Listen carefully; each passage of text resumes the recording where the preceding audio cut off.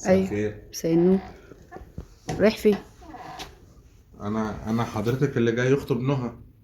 انا مسرم، بس حضرتك يعني قبل ما تدخل كده مش تقول لي وتبقى في ميعاد قبل ما تيجي؟ ايوه، ما اكيد، ما انا مديكم ميعاد يعني، ما انا قايل لنهى ان هي تقول لحضرتك. لا، نهى ما قالتش حاجه. ازاي ما قالتش حاجه يا نهى؟ استنى بس كده، انا عايزه اقولك على حاجه. انت يعني ايه؟ انت جاي لي بناء عن ايه؟ انت بتشتغل؟ إيه بشتغل دي طبعا، امال انا عواطلي؟ انا بشتغل بتشتغل امي ايه؟ وابويا طول اليوم في البيت. ايه ده؟ ازاي بهزر يعني؟ معاكي والله، ان شاء الله بدور على شغل والدنيا هتتظبط وهتبقى زي الفل، وهعيشها احسن ما هي عايشه هنا. ايوه، وهتقعدوا فين؟ هنقعد فين؟ هتعيشها ازاي؟ هجيب لها شقه. هتعيشها لي ازاي؟ اجيب لها شقه يعني، ان شاء الله ربنا يكرم 10 15 سنه، انا مقدم على الشقق اللي نازله تبع الدوله وهاخد شقه مش بعيده يعني. ده اللي هو ازاي يعني؟ انا يا مش طنط فاهمه. في ايه؟ كده بنتي مش مش هتعيش.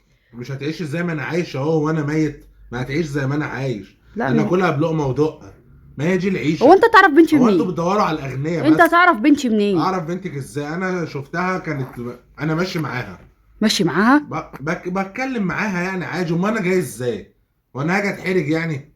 طنط طب انت موافقه ولا مش موافقه؟ لا، انا مش موافقه يا طيب حبيبي. بعد اذنك. لا، خدها معاك، خدها اللي هاخد انت ايه؟ جايبها دي معاك. خد على التفايه اللي فكره انت يا جايبها دي. فاضي، اصلا انا عامل حساب ان انا هترفض، انتوا عالم زباله. احنا اللي زباله؟ اشبعك بنت.